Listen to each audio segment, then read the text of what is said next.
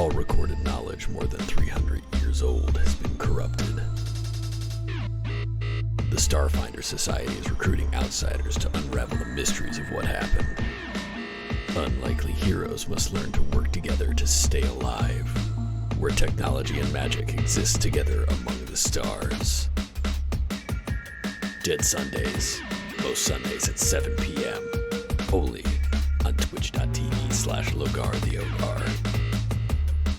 The past haunts us all.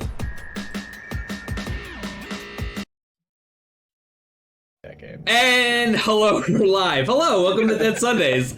Of course, go Birds. First and foremost, congratulations to the Philadelphia Eagles, who are going to the Super Bowl again in my lifetime, which is not something that I thought that I would ever see.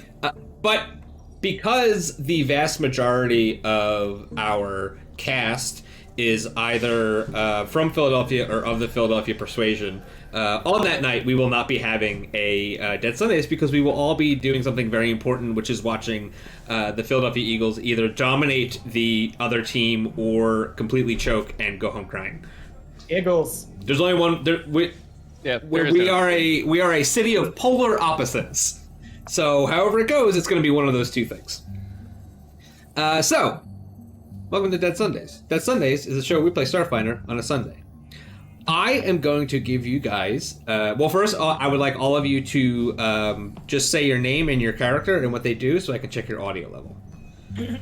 Beck, go first. Sorry, what? So, hi, I'm Beck. I play Clara. What else am I supposed to say? That was it. Perfect. Great. All right, Ryan, you go next. Oh. Okay. Oh, hi. My name's Ryan. As Logan just spoiled for me, I play Pax Duro. What was Beck supposed to say? I play Clara. Yeah, that's what. Yeah. You guys are doing great. Steph, Okay. go ahead. I'm Steph. I play Captain Zib Beverage. Go Birds! All right, something's wrong here. Yeah, Steph, your audio was kind of weird. Yeah. Is it weird because there's a lot of noise outside? Oh yeah, it's what it sounds like. It sounds like there's a lot of suppression, so we're just gonna have to deal with that. So I actually have a limiter on, and I can futz with stuff. No, it's fine. You're good. You're gonna sound fine for this episode. It's on my end. All right. We should be good. If anybody is, you want to do what? You want to do what? My name is Ian, and I'm playing Raj, and I like to party, but Raj doesn't. I feel like Raj tried one drug one time, and then Raj was just like, no, not for me. It was an I would like to. I was gonna say that does sound the right drug. Yeah. I felt loopy. Okay. So, at the culmination of our last episode, you guys had defeated a boarding party on the Spacewave Maiden. 4 undead combatants had breached their way into the engineering department of your spaceship and managed to disconnect the power from it entirely, causing it to power down, stranding you on a comet, and putting you in near total darkness. Fortunately, you were able to find them, fight them, and kill them, and you are now cleaning up that mess. The last thing that you guys were doing was investigating a comet. You were looking for the traces of a cult base, which you found, but you could not find where the cult had fucked off to. You returned to your ship, you had a holiday adventure, and then this undead bombardment happened, and that's where you guys are now.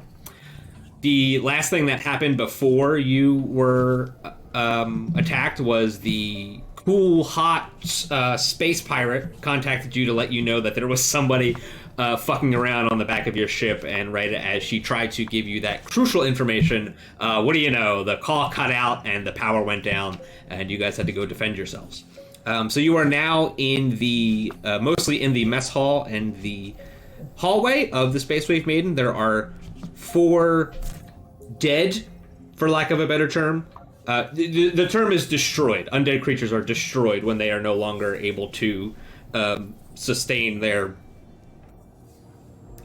Deadness. undead. I don't want to say sustain their life because sustain their Their unlife. their Yeah, unliving attributes. There's sentience. Their sentience. Very good. Thank you. Yeah, leave it to the the nerd. Good job, Raj. Oh, I don't know what that sound was. Hey, So hang on. Sorry, Logan. I'm gonna be back in 1 minute. A mysterious black rectangle has appeared on my computer monitor, and I can't make it go away. I'm gonna restart my computer. You're right, Steph. I'm gonna go climb up a grease pole really quick. I 100% expected you to be like, there's a bunch of people outside, and they want me to be outside, so I have to go outside. It's true, but I said no because that's how much I love the show. I'll be right back. I don't know what this rectangle is. I gotta go throw this 18 pack down this beer bong really quick. Tell the Illuminati we said hi. Yes, so Steph has to go deal with some sort of strange artifact on their computer. While they are doing that, Raj, one thing that we never went over was your reward from night school, which you were granted from attending Kabar University for adults at night. Online. It had to be online. There was no other way. I do love this freeze frame of Steph though. They look very happy. They are just so overjoyed with themselves that they have to restart their computer. Your training that you took, that I awarded to both you and Zib, was an ability from an archetype. Zib studied conflict resolution and mediation, so they were able to learn 2 new languages and also got the ability to use their diplomacy instead of their bluff skill a lot of the time. Oh, that's sick. I actually saw this in the magic book, and I like how you renamed it, and I like this a lot. Okay. And yours, basically, I really liked the thing that you do where you can like swap charges and just intrinsically do things. So this Arcana Miriam Sage, is that what it's called? Yeah. Ability will let you basically pick up a magic item and know that it's magic. Furthermore, you will be able to, I think, more easily identify what kind of magical properties magic items have. It gives you a lot of shortcuts in dealing with magic items. I like the idea that I liked this perk, and when I saw it when I was reviewing the magic book, I was trying to figure out a way to reconcile how Raj would interpret something like this, and I think the fact that it's like he's an engineer first who happens to focus on magic energy, this makes sense. I felt it was very fitting thematically for your character. And I think it's gonna be very useful in the next when you guys are like somewhere and you're like, what the fuck is this? And you're like, well, clearly it's a thingamajigger inside outer.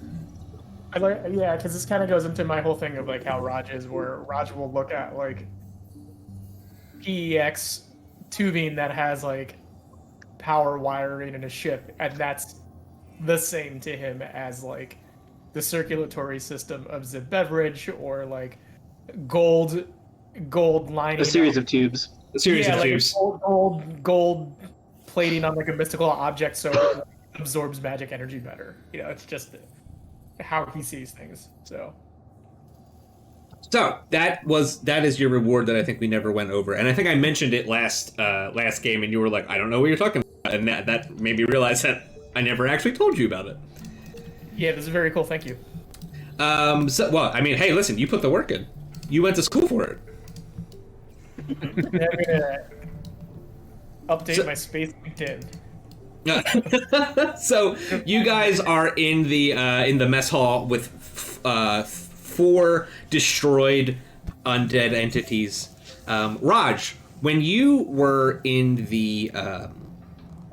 hiding in the other room, you tried to telepathically communicate with the largest, the biggest brain, the Elibrian undead trooper, and you said something along the lines of what you did for the corpse fleet when you passed that member off to Ambassador Noor. when you guys were investigating the Acreon, you found a box. You opened the box. It turns out there's a people in it. The people sat up. They had Corpse Fleet clothes on. Corpse Fleet being the bad guys. And you shipped that person off to Ambassador North. So you tried to relay this information to the Elibrian that was attacking you, and they said, We are of no use to the Bone Sages. that's what they said. Your use to the Bone We are no Sages has longer- run out, or some shit like that. So, that is all the information that you have. You guys have kind of lost the trail of the cultists because someone had deleted the information on the cultist hard drive about where they were going to go fly to next. So the ball's in your court. I'm gonna run to engineering and just check on the overall status of our ship since it was breached and boarded. Okay. We didn't loot the bodies either, so that should probably happen. Oh, okay, sure. I'm gonna go check on ship. I should go check You kind of on, forget. Jin and Shepard also.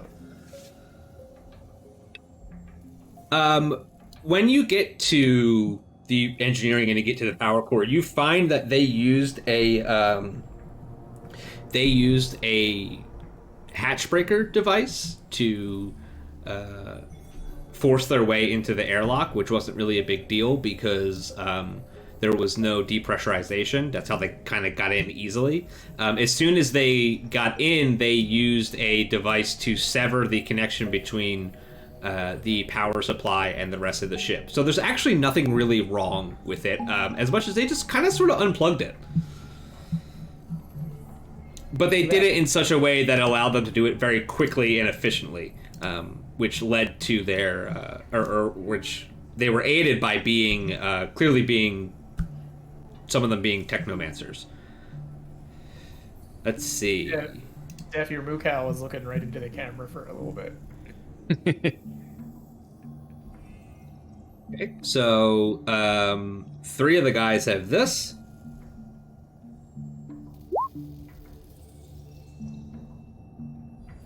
And one of the guys has this.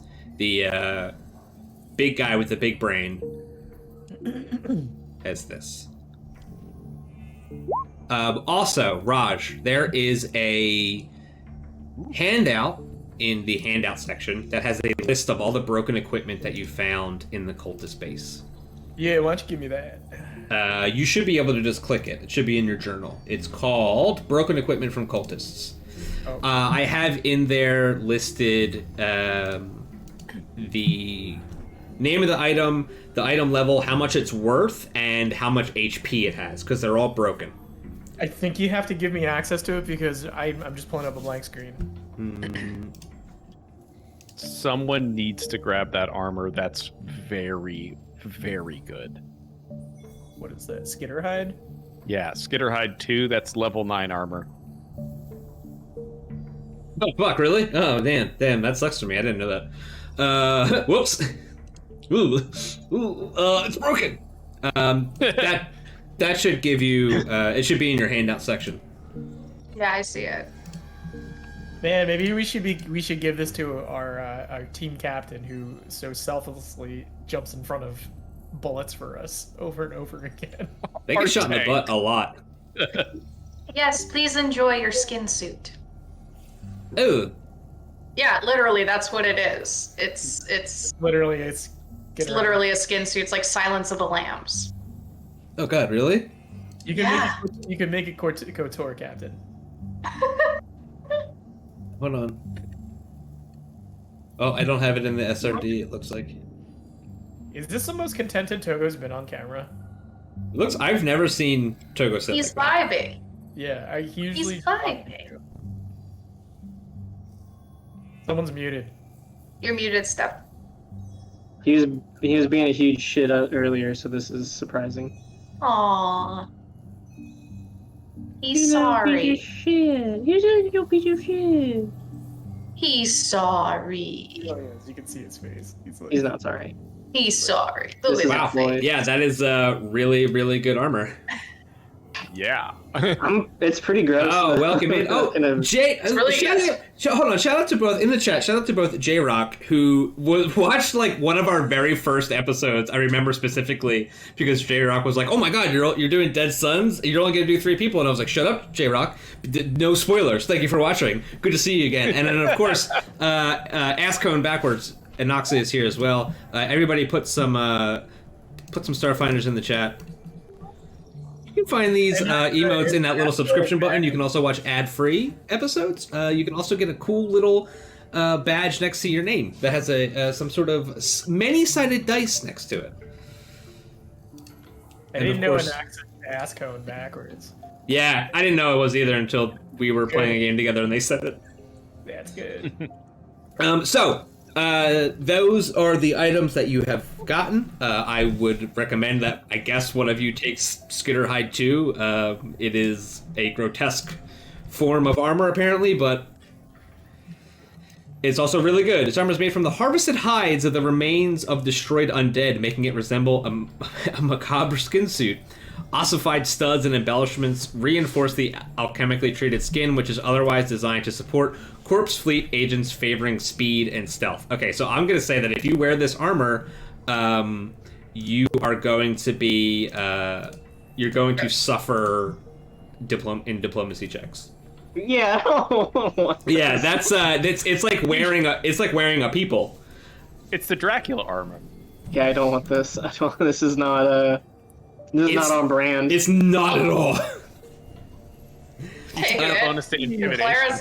Clara doesn't particularly care about diplomacy. I'll take it if no one else Yeah, I was wants gonna it. say, what are you gonna do? Yell at somebody from 3 miles away? Like, give them a compliment before you put a bullet between their eyes. Oh. Man, I really wish that sniper that shot me from 2 miles away had just not worn a skin suit while they did it. I'd probably feel a lot better. That's the challenge, is you yell duck and then see if the bullet can beat your voice. So, the information that you guys have is there are several undead members of the Corpse Fleet, which is the no bad guys of the Pack Worlds right now. As well as the information that Raj was kind of given, that they had your usefulness to the Bone Sages has run out. Yo, I still can't see any of the broken equipment, but I'll take that Red Star, John, if nobody wants it, cause that's kind of... I'll be taking this dueling sword if nobody minds. Unless Captain, do you want the Red Star plasma pistol? Because I still have my vapor cap. I mean, the plasma pistol isn't as good as my liquidator, so I think I'm alright if you want it. Okay, I'll take it. And hopefully we will eventually run into enemies that don't like acid, as opposed to all of the enemies we fight that are pretty cool with acid. Yeah, I did think it was very strange to design an adventure where the reward is an acid gun, and then the very next thing that you fight is a thing that is immune to acid. That's what happens when you have chapters of a game written by 2 different people. I was gonna say, like, that's like a very common thing from a very specific era of pre-written adventures. Yeah. So, like, I would say, like, 2009 for some reason, I would constantly see that in like fucking 5e like splat books and stuff. So, This enchanted sword. Oh, too bad you're fighting Faye next. so what do you want to do? All right. I'm trying to figure this out. I tried to equip the new armor, and my EAC and KAC just tanked, which doesn't make any sense. It's probably because It's stinky.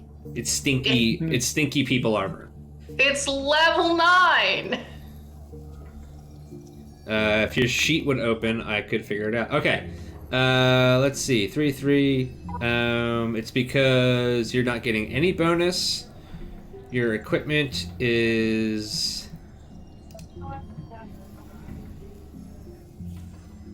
Stop clicking.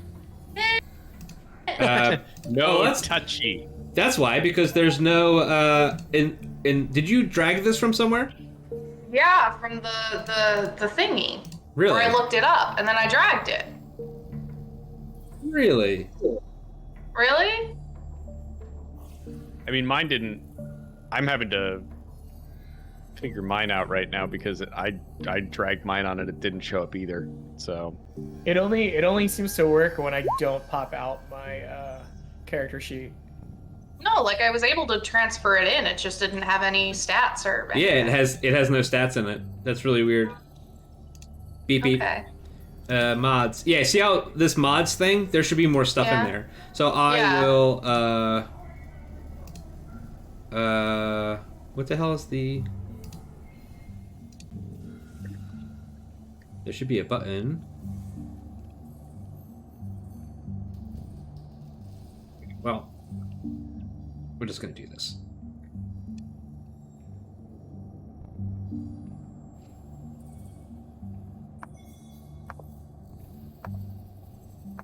I have no idea what is happening. Hold on. I can fix this. Oh, Uh, oh no. you got I'm it. scared. I don't know what's going on. Here we go. I just had to do this. There we go. This, I had to click this. No, maybe I have to click this. Here it is. Okay. Value is. What's the what is the EAC? Tell me that. Let me click on the thing. EAC is plus 10. And what is the KAC? Plus 11. And what is the... Oops. Nope. Shit. What is the max dexterity bonus? Plus 7.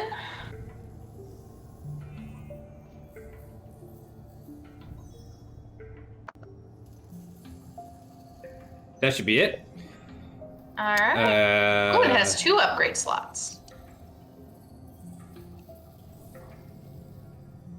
I need to click one more thing. Hold on. Whew. So many buttons.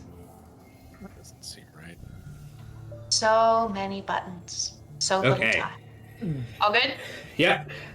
Yay! Wow. So you are now as hardy as Pax is. Yeah, I love that. That's a great. I love that It's for wonderful. me. I love that for me. I like to think you figured this out because Pax walks by you in that narrow hallway and you don't move. Shoulder doesn't budge. What? Pack changes directions, just goes right to the gym. Like, this is not. I have to fix this. So anyway, now I have a terrifying skin suit. Excellent. Yay! Yeah, don't worry, I fixed it. Thank you, Nexus. Okay, You're so an android wearing Skittermander flesh, all like skin tight Skittermander flesh all around. No, it's undead skin. it's undead Undead skin. skin. Yeah, it's It's undead skin. It's grafted flash skin, whatever. It's like literally a Silence of the Lambs suit. It's literally a crafted skin suit from a flesh vat. They take a pound of flesh out of the flesh vat. They make a suit of armor out of it. So I can't stress enough how much I hate this. Oh, that sucks for you because it's on your body. It's awesome and it's great and it's on my. I'm saying me back personally hate it. You guys have 4 corpse fleet combatants on the floor of your spaceship. Chuck 'em. Yeah, I guess you can just leave them there. Sure. Airlock. I was gonna say we should do what Civ does to clean the ship. Hey, yeah, that's canon. Just open the airlock. How else? You explain to me how else you clean in space? While you guys are dragging these bodies to the semi-broken, mostly malfunctioning airlock, you're looting their bodies, and you're seeing all of the telltale signs of Corpse Fleet insignia. They have the patches. They have the well, that's actually pretty much it. All of their equipment is emblazoned with the emblem and the badge of the Corpse Fleet. The Corpse Fleet is the exiled part of the Eoxian military that believes that all life should be exterminated so that it can continue to serve all unlife in eternity. They feel that life is kind of that feel like unliving has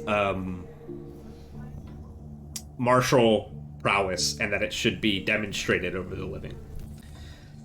Because of that, they were exiled from the Eoxian Navy and the Pack Worlds in general. But now people seem to think that they're still around, and now you have definitive proof that they are still operating at some level.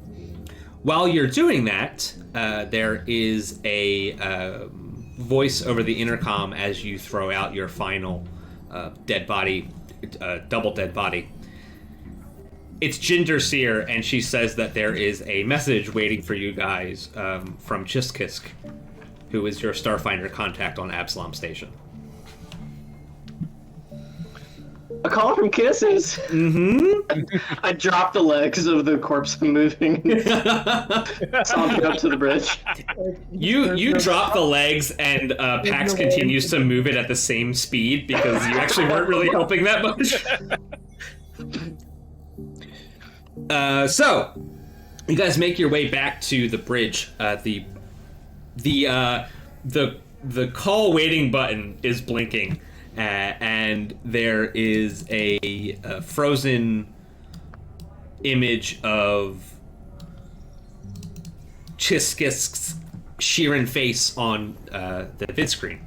All these messages are pre-recorded because they cannot communicate with you in real time because you are literally too far away. So what you've had to do is you've had to record messages and send them to each other, much like emails are just like sending voice messages.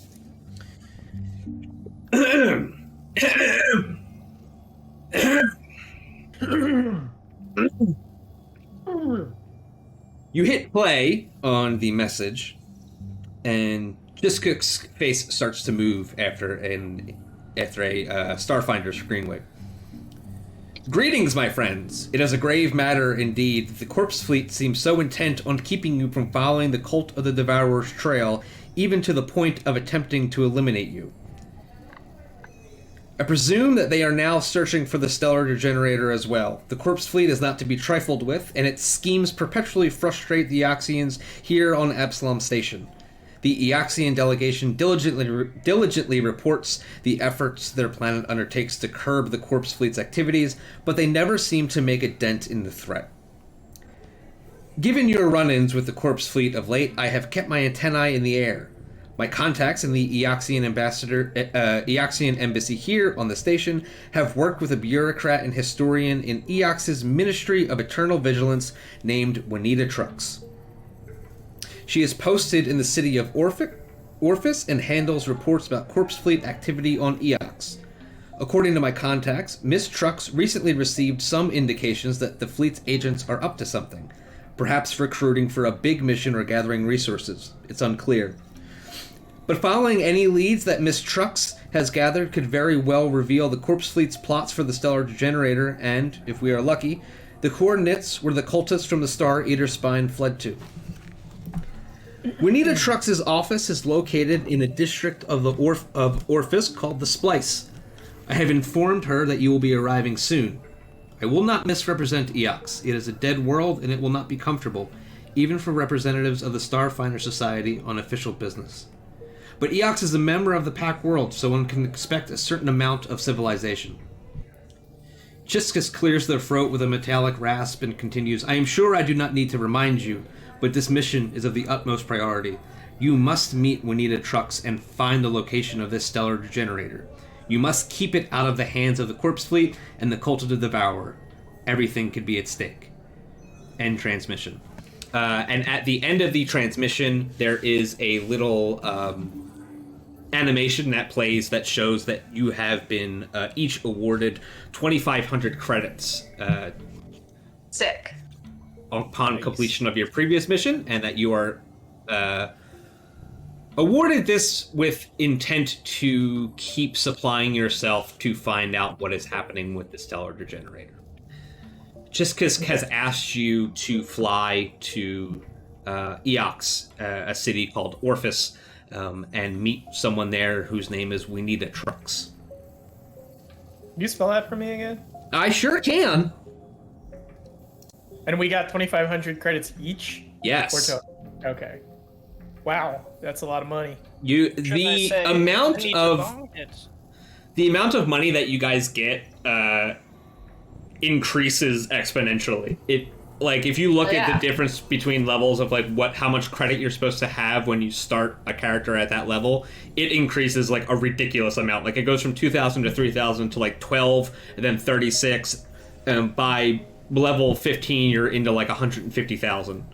I think it makes sense though now that I think I told you guys before, I only did the first 2 books of this, but it makes sense because there's so much figure out how you're gonna survive this awful place. Yeah. So luckily, the world that you're going to, Eox, has places in it where living beings can exist comfortably. It's still not a very nice place because it is full of undead and utilitarian machinery and affectation, but in those domes, you guys will be able to exist comfortably. Because there is such a time difference between when you're communicating with Chiskisk, you guys can send follow-up questions, and then Chiskisk can send follow-up answers back while you guys are flying to Eox. So do you guys have any immediate questions that I could ask while you guys are on your way? What are your intentions with our captain? Do you guys have any Starfinder business? Well, I guess that's still technically Starfinder business, huh? Do you guys have any Stellar Degenerator related questions? About Eox or the Corpse Fleet or We Need a Trucks? Oh, is Juanita part of? How do I want to say this? What additional information can we get on trucks? Likes, dislikes, weaknesses. Well, yeah. So you kind of you say back Spacey's meal. So it's going to be a big reveal on that one.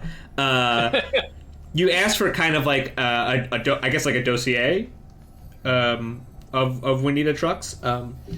What you get back, let me actually, I can show you. Let's put you guys on a different screen. Okay. And we'll assume that all of this conversation and information gathering happens while you guys are on the way to Eox. Makes sense. Oops.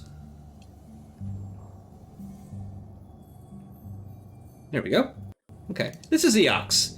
Eox is a dead planet. Eox is a planet that had a horrible disaster, and the only way that the inhabitants could survive is that they turned themselves all into undead creatures to live on an inhospitable planet. How the planet became to be this way, I think, is a matter of contention, but what happened is they tried to blow up their neighbor, and when they did that, they destroyed their own planet as well. So, kind of not a great track record with the Eoxians. But because of that, they are now all living, unliving, on this dead planet and are a member of the Pack Worlds, and they have full citizenship as such. Juanita Trucks.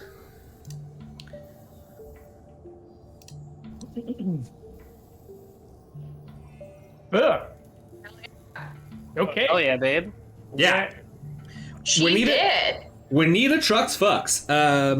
Juanita Trucks. So you asked for a kind of a breakdown of who Juanita is. Chiskisk sends back, Juanita is a ghoul, but she was once human and a resident of Absalom Station. Her relatively recent transition to Undeath makes her slightly more accommodating to Starfinder Society than most Eoxians. Apparently, in life, Juanita was obsessed with Eoxian history and the cataclysm that prompted most of the planet's population to turn to Undeath. Juanita became intent on achieving immortality with the Eoxians' help. She succeeded, but she spent all of her wealth on the process and treatments required to achieve her transformation into a ghoul. Given her knowledge of Eoxian culture and history, she then sought work with the planet's government. It was Ambassador Noor himself who offered Juanita a position at the Ministry of Eternal Vigilance. The Ministry of Eternal Vigilance is the official part of the Eoxian government that fields reports of what the Corpse Fleet is doing. The Corpse Fleet is such a threat to all of the Pack Worlds as a whole that upon signing the Pack Worlds agreement, it was required that Eox would help try to eradicate the exiled fleet in any way they could. That has added up to official government offices that take rumors of the Corpse Fleet. They try to track their activity, and they actively try to work against the Corpse Fleet in coalition with the stewards and the rest of the Pack Worlds, because they're not good people. Juanita's job, she's a full-time bureaucrat in which she fields these rumors and informations that people give to her. She decides whether or not they're legitimate, and whether or not she needs to follow up with them, and then she sends them off to the government, who then send them off to the Pack World's head government thing that I can't think of the name of right now. So, The head. got another question for Chiskisk then. Is Eox going to have an issue with us carrying around Corpse Fleet gear? Because we now have one member in armor from a Corpse Fleet member and another person with a dueling sword that is specifically from the Corpse Fleet. I've been wearing drow armor since we met, and nobody said it. I just want to double check. I mean, the officer dueling sword literally says members of the Corpse Fleet earn their dueling swords through tallied kill counts. Oh. So it's this is, yeah. So there's, dueling sword just kind of means, like, the type of, like, that's just a type of sword, and I think that's a sword that's awarded to Corpse Fleet officers. It's not a Corpse Fleet sword. It's just a sword that's awarded to officers. Okay. However, I mean, this, yeah, I'm just reading the description here. I'm just gonna say no. It's specialized. So. Really? Yeah, it's a special weapon. I'm gonna have to take a feat to even use it in combat properly.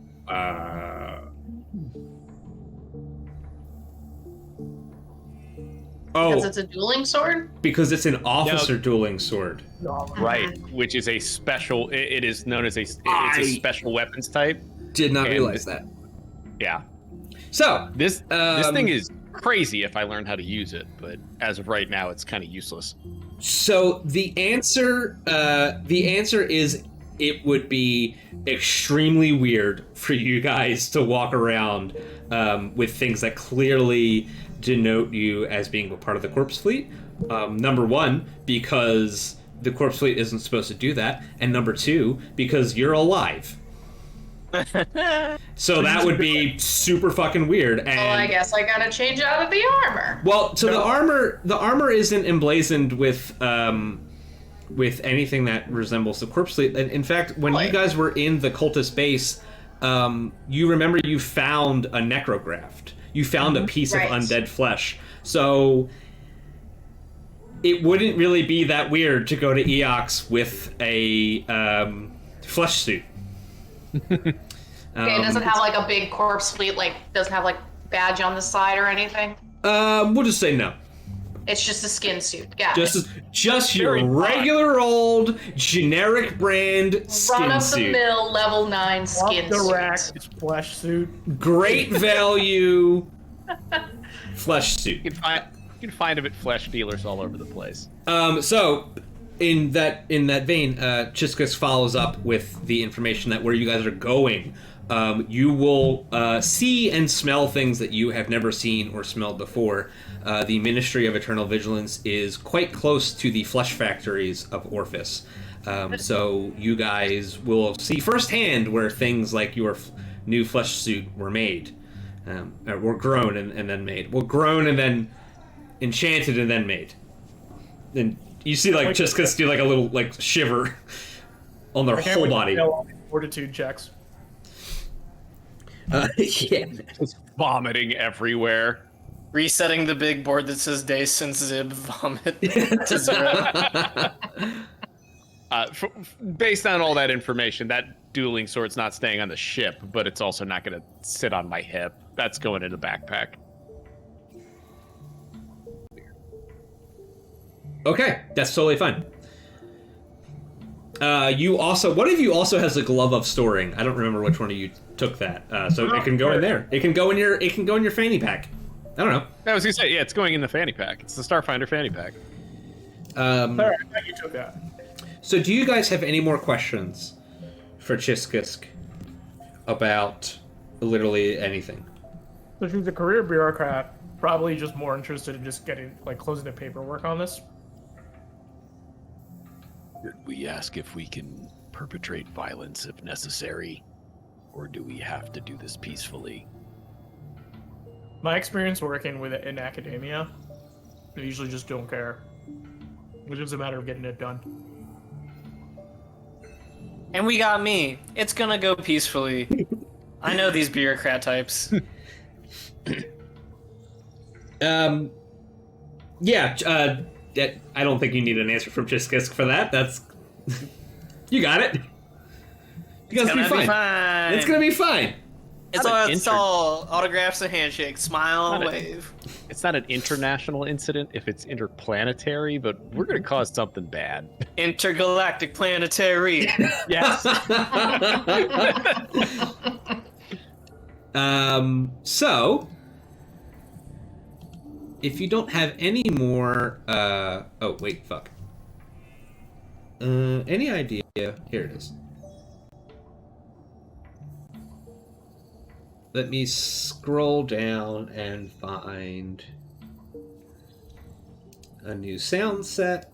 If you guys don't have any more questions, Nope. we can head over to Where are the best hotels? And why are they not at the Church of Silence? what is the Church of Silence? I forget what the Church of Silence is. It's a church of silence. No, I think there's a lot of speaking. Talk about it, though. We don't talk about the Church of Silence. The Church of Silence is an ancient monument to the perfection of undeath. Oh, yeah.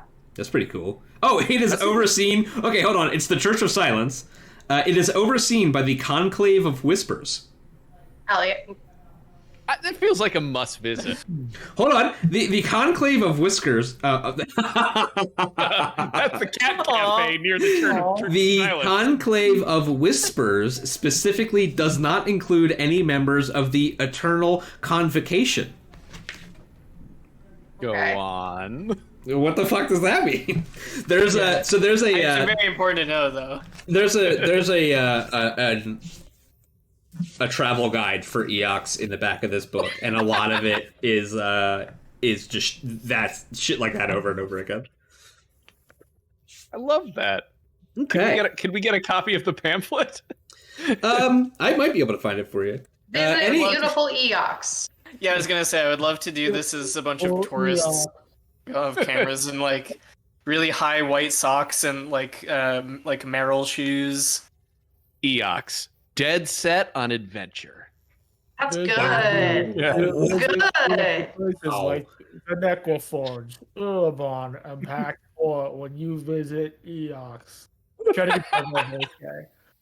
Come to Carvel, the Church of Silence. Do Fudgy the Whale. Why am I not getting any sound from Sirenscape anymore? What happened? I don't know. Eox, we're dying to meet you. Ooh.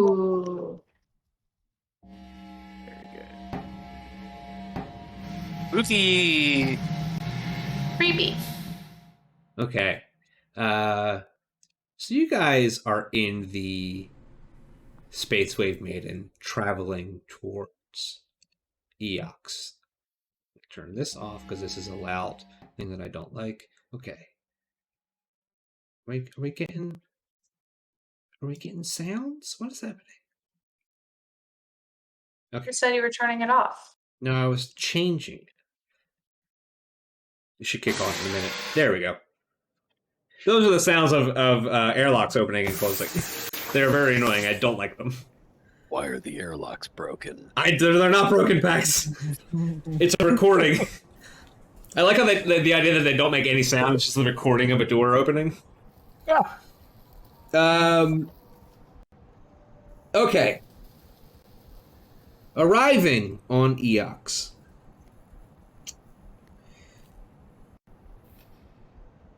As the PCs approach the planet, they are contacted by Eoxian space defense officials on the ancient orbital defense platform called Vicentum, who request identification and the PC's destination. When they request this, you specifically say that you are there under Starfinder jurisdiction, heading to see Juanita Trucks at the Ministry of Eternal Vigilance. Normally, everybody that comes in to visit Eox lands over here in Pactport.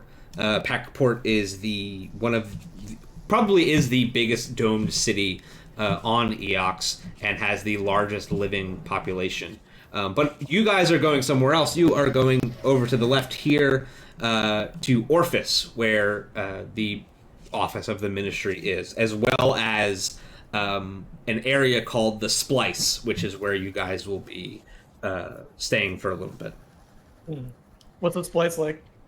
Probably sucks. Yeah, it's not. Slice of life. It's not a very nice place to live.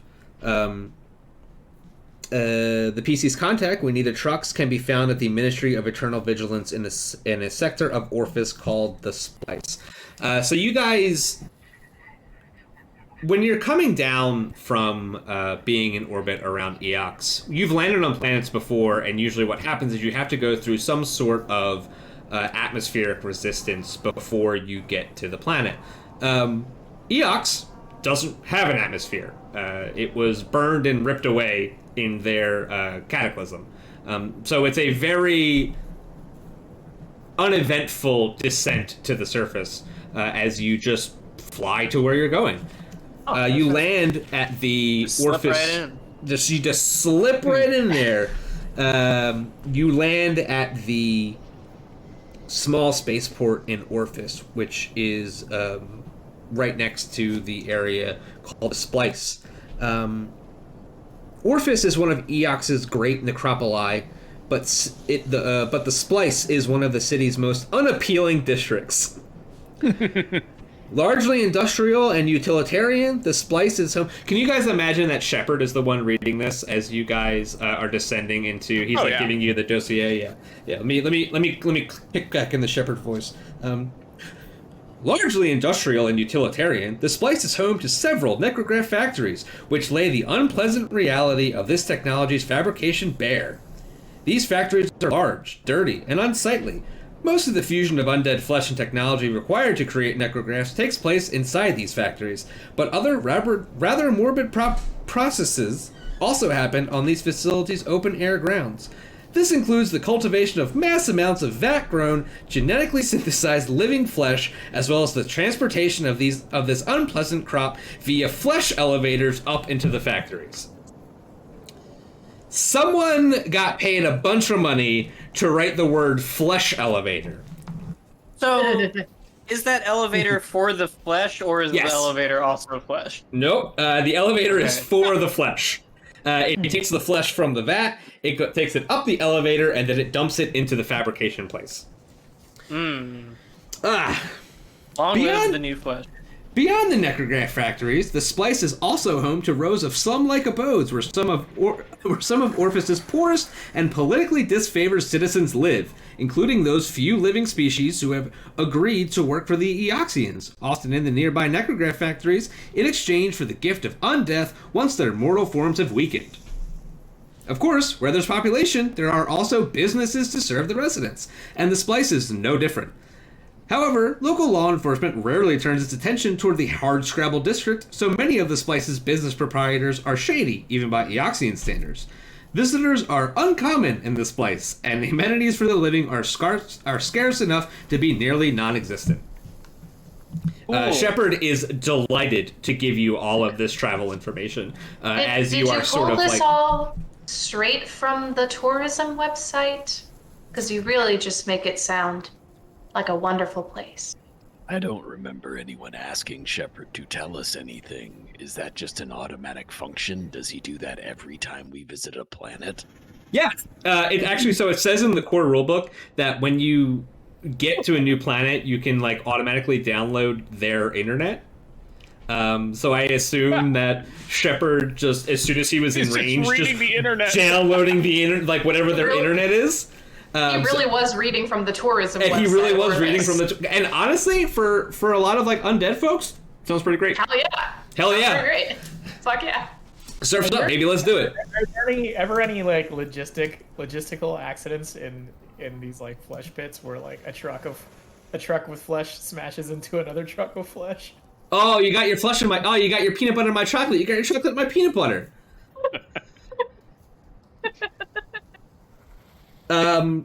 That just sounds like a rough day for a living person. That's what that sounds like. Because it sounds like, as I'm reading through this and as you guys are having this travel guide read to you, it sounds like a lot of the people in this area and that work at the flesh factories are alive, and just toiling away, waiting to become a member of the undead race. With all these living people in the Scar, or whatever it's called. The Splice. The Splice. Does that mean there's spacies here? There is a very long pause, and you can hear the gears like behind Shepard's console like clicking. And it comes back, and he does not sound as excited as she usually is, and he says, unfortunately, Starfinders, there is a species on Eox. You say unfortunately? In Pact Port. Oh. We need to visit Packport before we leave. Well, I will put it on your itinerary. I don't have the commemorative pin from Eox yet, and this is my chance to get it. I mean, when are you going to come back? Now's the time. Yeah, seriously. Yeah. So, you guys... And the Eoxian fingers from here have to be just... the Eoxian cadaver digits? Cadaver the equivalent of like us going to Tulum and being like, dude, I really want to go to Bubba Gump Shrimp though. So this is the area that you guys are going to be hanging out in. This is a part of the Splice. This is a part of the Splice that houses the Ministry of Eternal Vigilance. It is within walking distance of the spaceport. The spaceport is this area up here to the top left. That does not want to... There we go. This is the spaceport up here. So after you guys... There's just like a skeleton as a skylight randomly. Where's like that? On building C. If you zoom in, that's just a random fucking giant skeleton as a skylight. Oh yeah. No, that's not a skylight. That's a conference table. What? Those are chairs. Those are chairs around it. Oh shit. Look at that. Let's zoom in. Look at this. Yeah, look at that. That's a chair. That's a chair. That's a chair. That's I didn't a chair. realize that was the inside of the building. I was just seeing that as like a skylight. Shit. That's pretty cool. That's a very cool table. So you guys get off of the Spacewave Maiden. You high-five Ginger Sear.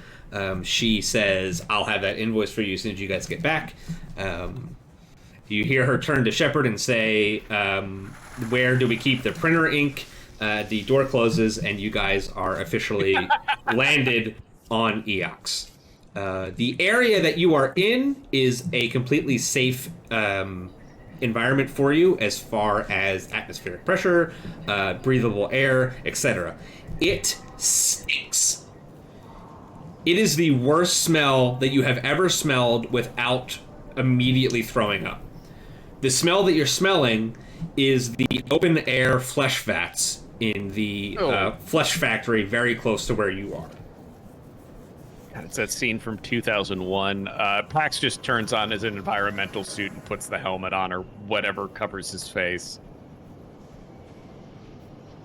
I am grateful that I do not have this ability to smell. Oh yeah, that's right. Yeah, but you have miserable. You have a nose umami though. You know that it doesn't feel good in your nose. Okay. I have a sack of coins in my inventory, and I put my face in there to smell that.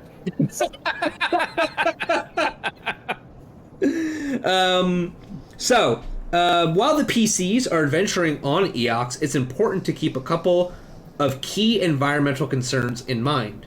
The first is Eox's local day, in which is as long as 30 packed standard days or 720 packed standard hours.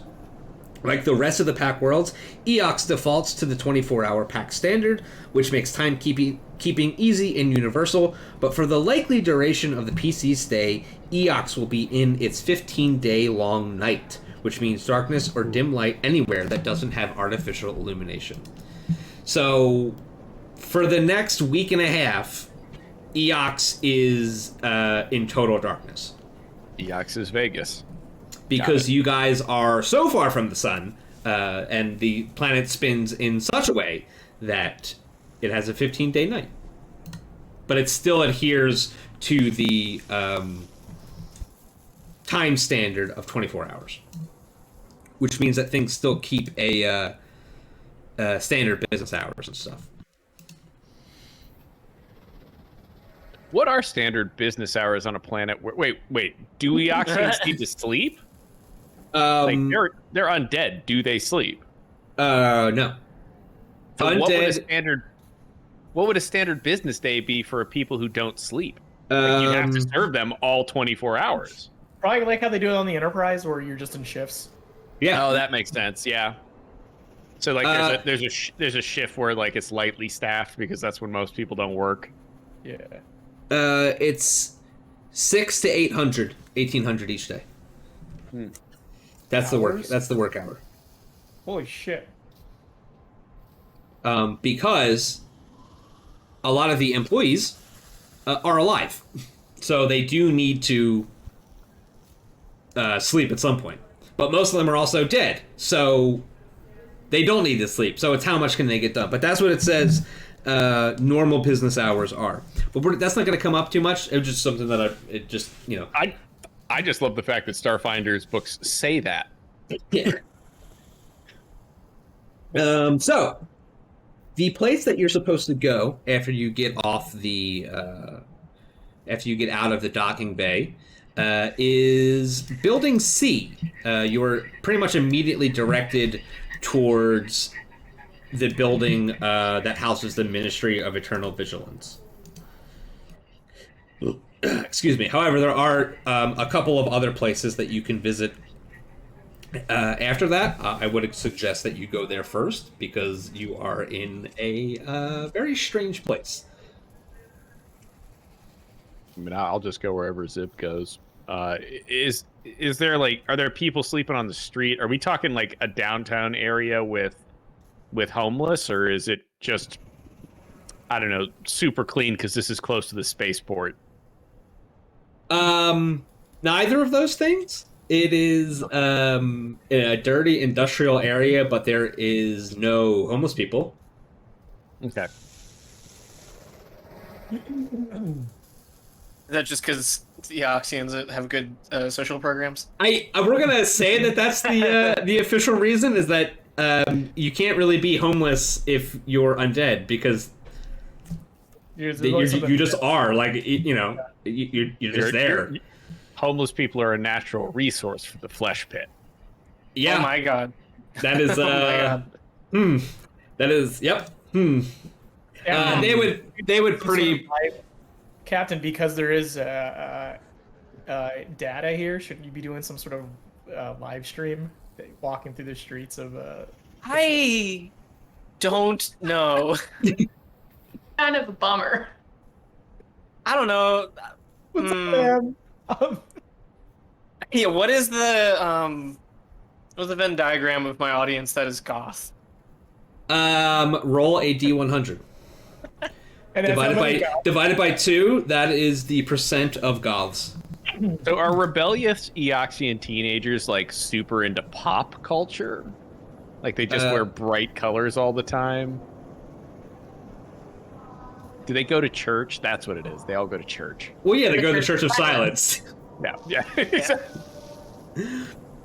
Okay, so 12% of your followers are goth, or at least goth adjacent. That's pretty good. It's a lot. It's a much larger than I thought. Now, when I say goth and goth adjacent, there are only probably about 0.5% that are very goth all the time. And then there's their goth adjacent who are like, yeah, black is cool, I like vampires, but whatever the translation to that in space is. Space black is cool, I like space vampires, yeah. I'll do like a post. I don't think I'm going to conduct a lot of content, but I'll just be like a cheeky little like Halloween special post. Like this is a one-off, silly like, ooh, flesh pits, hanging out with the besties at the flesh pit. Guess where I am. Let's go ahead and get a computers and a diplomacy roll. Bio, guess where I am. It really is like, I don't know how Zib would react to the flesh pit stuff as a person without flesh. Like maybe the smell is just kind of novel. Yep, that's good computers, and I'll give me a, alright. That was a good one. My diplomacy cannot be stopped. Yeah, it is, you really spun that, you spun that trip into something positive, but you know, deep in your heart of hearts that this is kind of a bust as far as content creation. So, you guys are officially in the splice of Eox. It is industrial, it is dirty, it is smelly. As you are getting off of the ship and out of the spaceport into the town, you can see people look at you kind of funny because you are not white. Dead. Because you're not a white. You are not a ghoul or a zombie or a corpse folk or a white or a skeleton or anything. You are, in fact, a living, breathing person that has decided of their own free will to come and visit Eox. Clearly, you're visiting because you came in your own spaceship. Are you sure that they're not staring at us because they recognize Zib Beverage? So Pax make a diplomacy, or not? Pax make a perception check. All right. To get a to perceive everybody perceiving. Okay, you think that everybody is staring at you guys because you're celebrities. Makes sense. That's why they stare at us in Absalon. Now, Zib, what does your celebrity status grant you? You have an ability for your theme called Celebrity. Yeah. Let's click it. You are famous enough that pretty much everyone has either heard of you or can quickly find information about you. DC 10 culture check to recognize your name. DC 20 culture check for someone to recognize you out of context from your appearance alone. So basically, every time you go somewhere, it is a DC 20 for people to just look at you and know who you are. But it's only a DC 10 for people to know your name. You built up among those you follow your iconic profession. You've built up both fans and detractors due to your celebrity. If you're looking for a generic person like Doctor, you can almost always find one who's a fan and whose attitude starts as friendly or helpful to you. This takes 2d4 hours. At the GM's discretion, fans might give you services for a discount or even for free. this theme was basically the mechanic that we made throughout the first, 27 episodes about people recognizing Zib from the space internet. Now we have a much more solid mechanical prowess to it. So what we're going to do is we're going to use the celebrity theme mechanic, and we're going to keep your social media fame score to give you a different kind of bonus. I think before I said when you level up, you're going to get an ad payout for your hard influencer work. God, is Zip going to get sponsored by one of the manufacturers of guns or armor? That would be awesome. That would be really fucking cool. In the armory, there are several descriptions of a couple different armor and ammunition manufacturers. That would be pretty cool. Feels very Borderlands. Yeah, exactly. So let's get an amount of people around you. There are let's see, 3d4 people seeing you walk off of the spaceport. All right, so if any of these next rolls are over a 20, or 20 or over, they will recognize it. Oh shit! One of them. See this 19. That's going to count because they're at least going to get a +1. So Zib, as you're exiting the Spacewave Maiden, you're walking through the spaceport. You're kind of like, Pax notices that everybody is looking at you. Pax thinks it's because you are a celebrity. In reality, it's because you are a living, breathing human, or a living, breathing, sentient being that is not undead. But as you're exiting, there's a corpse folk guard who's guarding the spaceport, and they turn to you and they go, "Oh, hey, you're Zip Beverage. Oh, hi.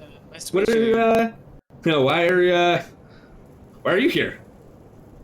Oh, just on some important and also classified, important business, Starfinder stuff. Oh, all right. Can I get you to sign me an autograph? Oh, of course. Of course. He pulls.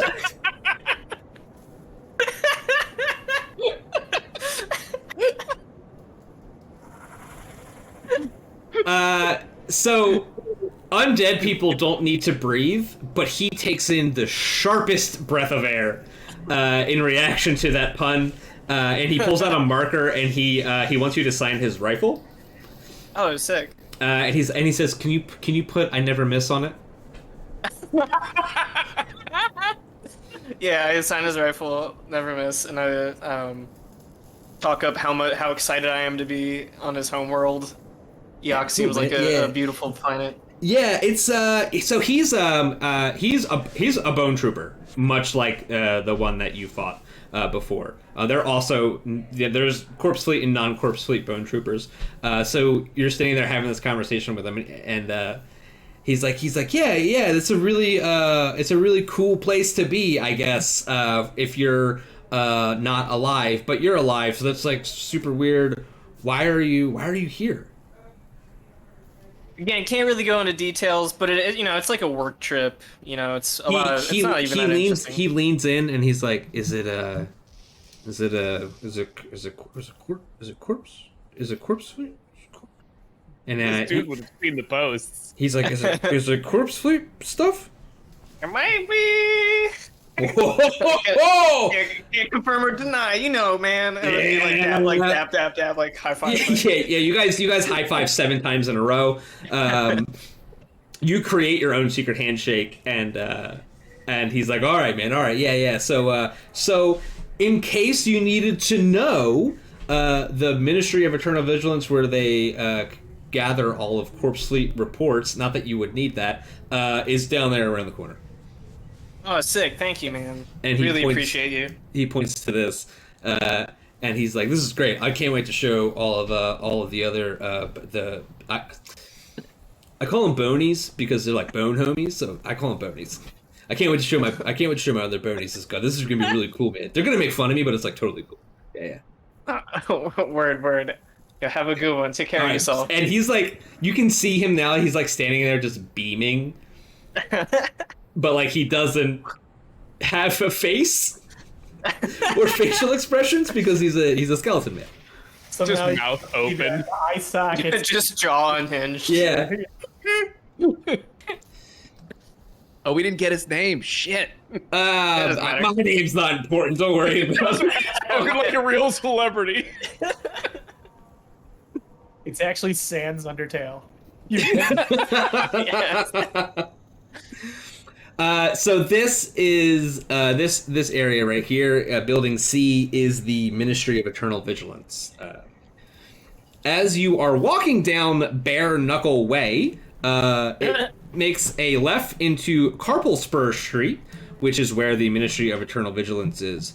This is a private residence. As you're walking past this area here, this is a chain link fence, and you can see inside. You can see the hand bones connected to the wrist bones. In this area, you can see these circles are filled with a kind of pink viscous substance, and it smells horrible. This place D, Chicken has... McNugget. What's up? It's Chicken McNugget. It's Chicken McNugget. Actually, the way they describe it is, yeah. D, so a building D has a sign on it that says Gentle Sages, Necrographs, and Sundries. Sundries. And building E has a sign on it that says Bonesmith's Boutique. Bone And this Bone apple tea.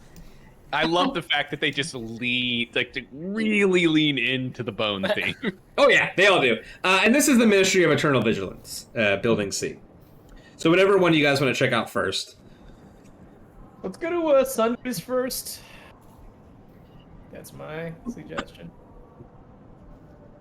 I mean, we might as well. What do you think, Captain? Yeah, going to the bot place? Yeah. My clicky thing seems weird. Is it always this fast? That is very fast, damn. I feel like yours is faster. Yeah, mine doesn't go nearly as fast as that. Look at this. Steph and I upgraded my PC, and now I can click.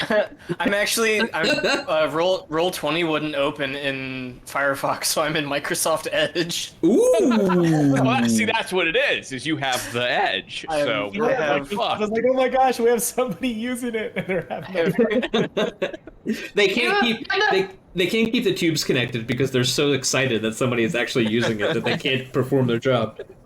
Okay, Gentle Sages, Necrographs, and Sundries. Bright tubes of neon pinks, greens, and blues form a large sign outside of this rusty storefront. Gentle Sages, Necrographs, and Sundries, it reads in a swooping font reminiscent of handwriting. Fluorescent paint finishes the display with an image of a rotting undead humanoid in a deeply cut chiffon shirt, revealing a vestigial undead head protruding from one shoulder. Both heads are wearing top hats and monocles. I like this place's style. Maybe I could get a hat. Maybe. I don't have one. It feels like it would fit with what I am currently wearing. Yeah, I think if you got a hat, it would go with all of this. Beautiful, just beautiful. So you guys walk in the front door. The shop's proprietor stands behind the cheaply gilded counter inside. You see a zombie, dressed in a cobbled-together sort of archaic finery with a patchwork-tailed coat, a dingy top hat, a dented monocle, and a gold-colored cane covered in greenish patina. A small vestigial head on his shoulder protrudes from his ruffled shirt, just like the sign outside. He has his back turned to you as he hears you guys come in. He's standing behind his counter. There's all kinds of rows of display cases, and in each display case is a purple silk cushion, and on top of each of those cushions is an item. he hears you walk in, and he says, "Good evening," and he turns around, and he immediately looks disappointed. He says, customers who bear the spark of life. You are most welcome at Gentle Sage's Necrographs and Sundries, but do know that I will not tolerate breathing on any of my wares. It conveys the stench of the living, don't you know, which is most off-putting for my normal clientele. You understand, I'm sure. Absolutely. Yeah. So, please, if you would like to view any of these items, do not touch. Refrain from the thing that you do with your lungs, and I will be more than happy to assist you. Clara, do you even breathe? I do not. Oh! I don't know where that falls on my Venn diagram of things that I like. Well. I don't know how to deal with that. Well, I guess, okay, that one can breathe on the merchandise. Because she won't be breathing on them, because she doesn't breathe. Perfect. Yep. Okay, so this store is a necrograph store. You're looking around, and it sees, and you see that the sundries line was not as true as you had hoped. It is a store that specifically sells necrographs. Oh. And it is also the only thing that it sells. Oh, jeez. So all of the mechanics behind the store are that there is a 50% chance that whatever necrograph you are looking for, this guy will have. Who can use necrographs exactly? Yeah, everybody. I feel weird about that. Okay. Everybody, I think everybody would know about necrographs, so I'm just going to read this sidebar about necrographs for you guys. Besides being infamous for its almost entirely undead population, Eox is also known among the Pack Worlds for its pioneering of necrographs. Neither cybernetic nor biotech, necrographs are augmentations crafted from undead tissue. Necrographs can be implanted into an individual's body to enhance it in some way, whether to restore lost functionality due to illness or injury, augment natural systems, or provide a magical boost to the user's abilities. The selling and installation of necrographs account for a large percentage of the economy of Orphis, and the seeking of necrographs is one of the primary reasons a living creature might visit the undead planet. The business of necrographs is booming on Eox and in Orphis in particular, where enormous factories churn out this technology practically day and night. So basically, necrographs are a cheaper version of biotech because they're made with undead flesh that then adheres directly to living or undead tissue. That's why Eox makes them, because they can't use biotech because biotech requires that you're alive. But they use this necrograph technology that uses undead flesh to create similar effects as biotech. So there is a list of necrographs somewhere on the internet. If you guys wanted to look at those and then come back here later. I'll just link him. There you go, necrographs. A lot of them are cheaper than biotech, but they're also made, with undead flesh, so that's why they're cheaper. They come with this kind of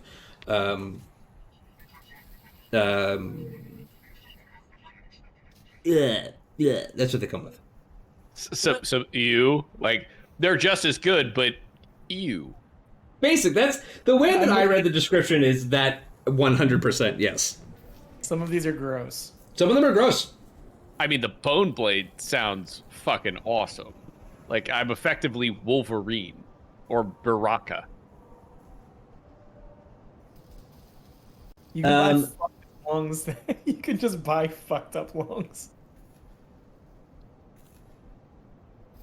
Well, there's a spinal column replacement. There's a whole everything. It just lets you walk again. Okay. Yeah. So a lot of what it is taking cool, but is taking replacing a lot of body parts with undead body parts that are then magically augmented to work again. I can't seem to find the page in the core rulebook for necrographs. Okay, so just hold on. I'm sorry. I read this. I read this wrong. I apologize. Yeah, the SRD has all of them. He has necrographs and biotech stuff. Okay. It's I was just in gonna a say, 'cause- box off to the side. Yeah, it's in a wooden box that has whatever brand they put on the Lost Ark of the Covenant, and then put it in that room. That's what the side of the wooden box with biotech in it says. I don't remember what it says. What I love- what are those officially called in the game again? Are they bio augment? So there's biotech, and then there's which is an augmentation, and then there's necrographs, which are also an augmentation. And those are different than cybernetics. So It yeah. it depends. As far as what your like slots do, I'm not they're sure. augmentations. Okay, the SRD calls them like, or the core rulebook, excuse me, calls them augmentations, but they are, biotech or necrographs. Yeah, you can't have more than one augmentation in each spot. So you've got your skin, your arms, your legs, brain, eyes, spinal column, heart. I absolutely hate the idea of like an android coming in here and getting flesh parts that augment their android abilities. Something about that makes me want to die. There is a possibility in Paranoia that you can roll a robot and that's your entire thing. Like there's a secret society of robots who covet organic matter and like hide it on themselves. We already have a robot in a skin suit. I can't imagine that same bot putting organic undead eyes in to snipe better. I don't want to be here if that happens. I quit. Wait, you scared? No. Just do all of it. No. Well, I'm with you. It's messed up. Any biotech or cybernetic augmentation can be created as a necrograph and installed for only 90% of the augmentation's normal cost, but doing so causes the recipient to gain the necrograph subtype, which means you're more likely to get fucked up by things that affect only undead. These are kind of fucked up. They're pretty great.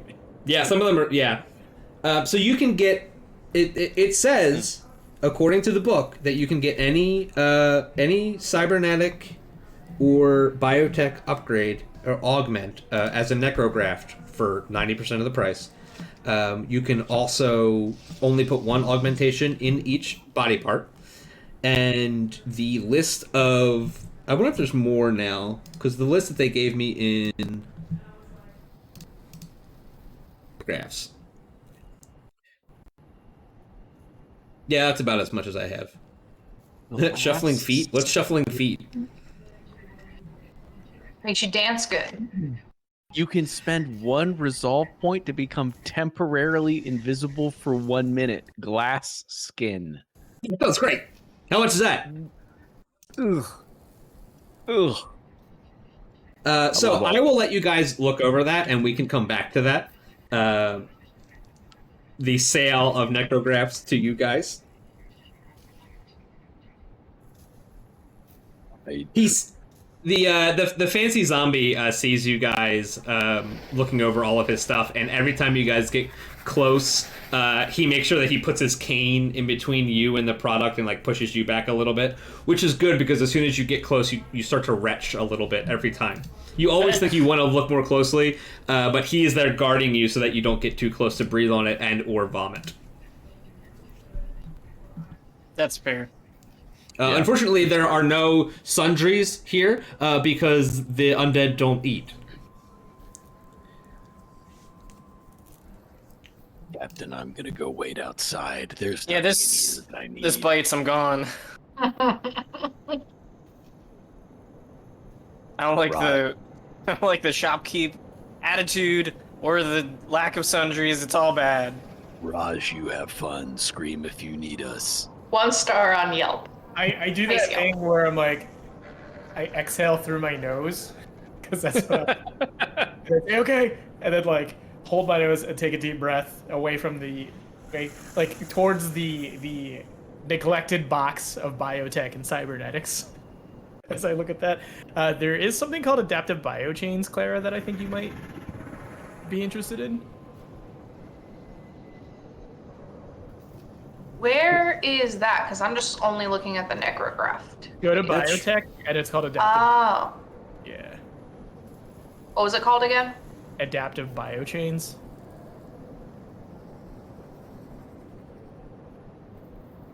Are any Magitech items hanging around here? Magitech items. I don't think so. Okay, just asking. I figured you wouldn't because you have more necrographs and they tend to do the same. But he kind of like he says, well, you know, I might have something in the back. How much are you willing to spend? oh, what do you got?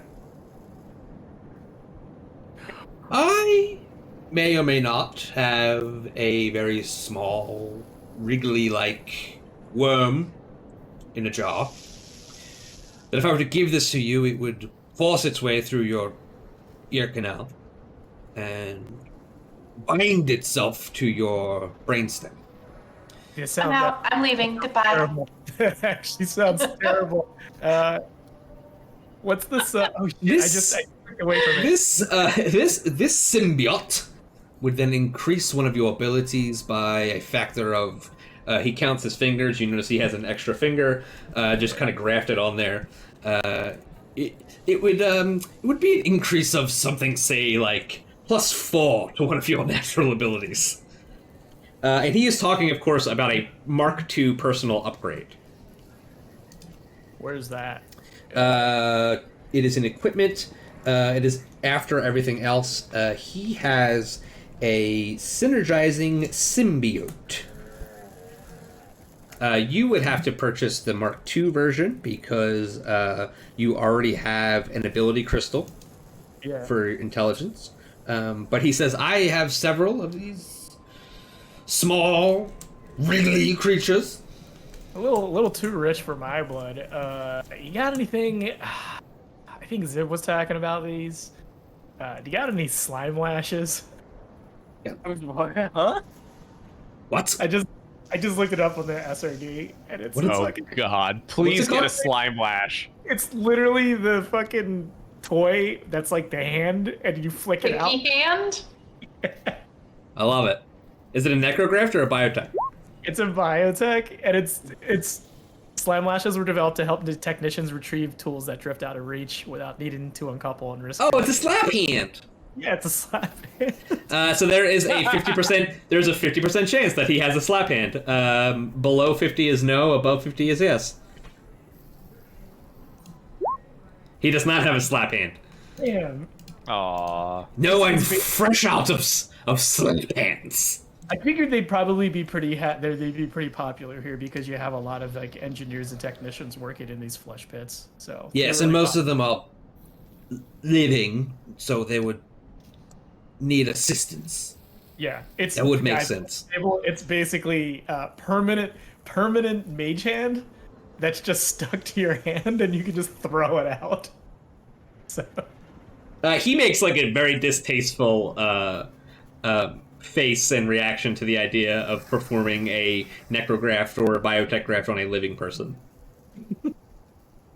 I love how it's specifically and implicitly has all the stats of mage hand, so it's like you absolutely cannot fight people with this, but you can one bulk, so you can smack people in the face from 10 feet away.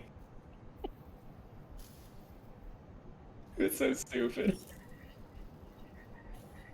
So let's. I'm going to leave that. Okay, yeah, let's. I can't afford anything.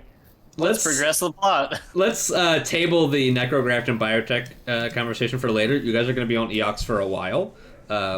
So, well, maybe not too long, but you will be able to revisit the shop. And also, I'm pretty big on, like, retroactively saying something happened. So if we're like, oh, yeah, well, maybe I spent 2,000 credits last time we were there to get this thing that I just realized is good.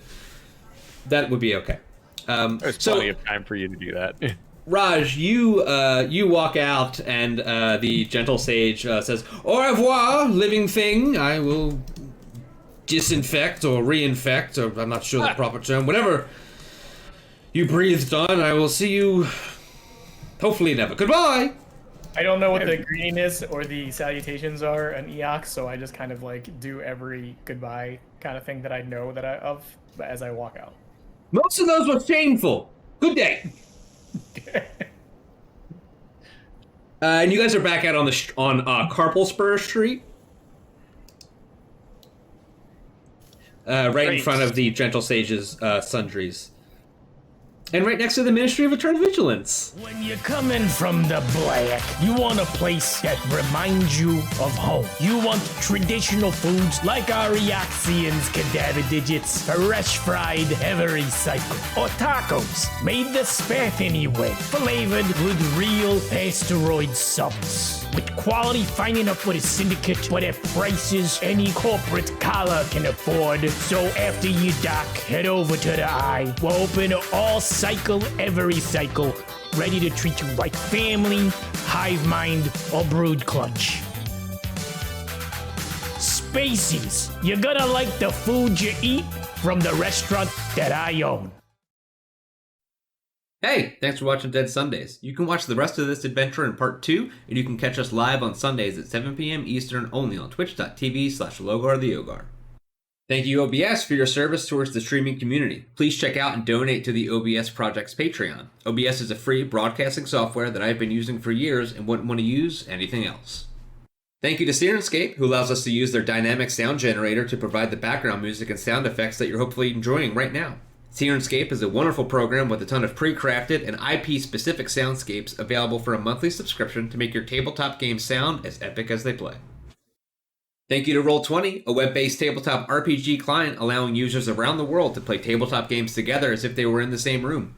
Roll20 is a free-to-use service, but offers a low-cost monthly subscription option for extra tools that I use because I use Roll20 all the time. And thanks to Paizo for making Starfinder, for making Pathfinder, and for supporting the United Paizo workers.